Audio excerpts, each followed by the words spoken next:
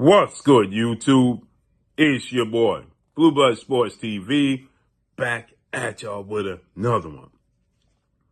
So, if the word diabolical was ever meant to be used in describing a situation in the sport of boxing, it's this situation.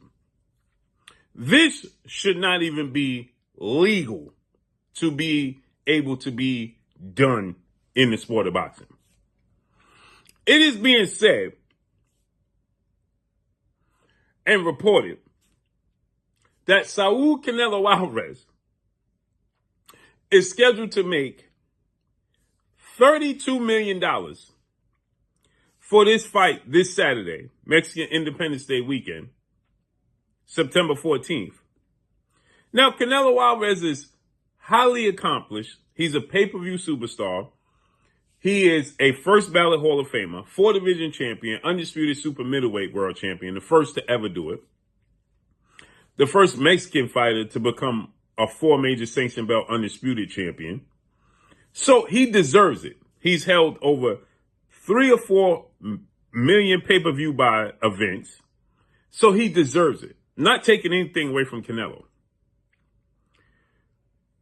But how is Canelo going to make a purse of $32 million with pay-per-view back-end money, and his opponent, undefeated Puerto Rican star super middleweight title contender, Edgar the Monster Berlanga, who has 22 wins, no losses, no draws, 17 wins by way of knockout, 27 years of age, 6'1" with a 73-inch arm reach. Now, we understand that Edgar Berlanga has not accomplished anything yet, as of yet, in the sport of boxing. He's all potential right now. And he has a lot of potential.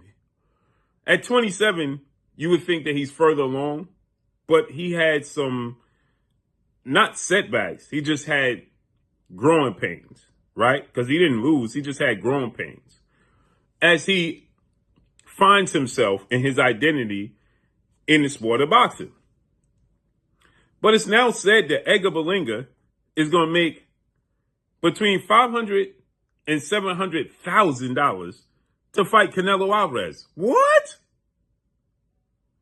How is that possible that Canelo Alvarez is going to make $32 million and Edgar Berlanga, with back-end pay-per-view money, would just be clearing over $1 million? The sport of boxing is the Wild Wild West. There needs to be some sort of governing the sport. This should not be allowed. It just should not be allowed.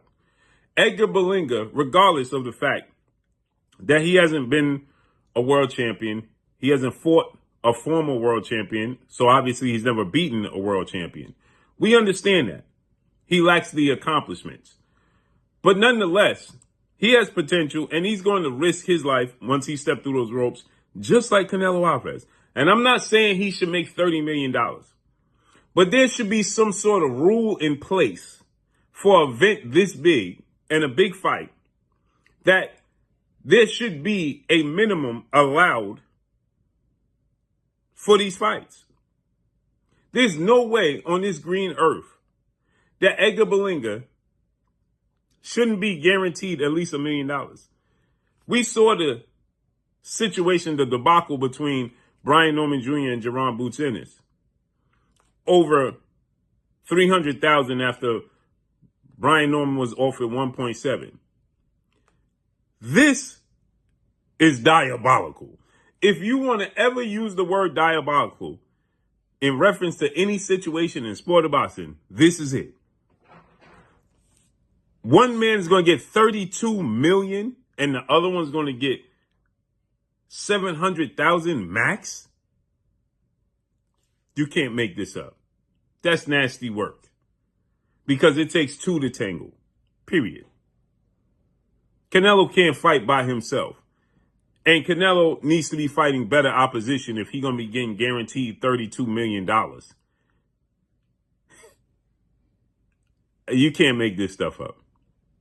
But y'all drop a comment below and let me know what y'all think about this. This is why it's important for guys like Turki Al-Sheikh or to have some sort of governing in the sport of boxing. It's important. It's important. This should never happen. And that's all I got for y'all, man. Make sure you hit the like button. Drop a comment in the comment section. Let me know what y'all think. Follow me on Instagram at Blue Blood Sports TV, all one word. I'm gone. Peace.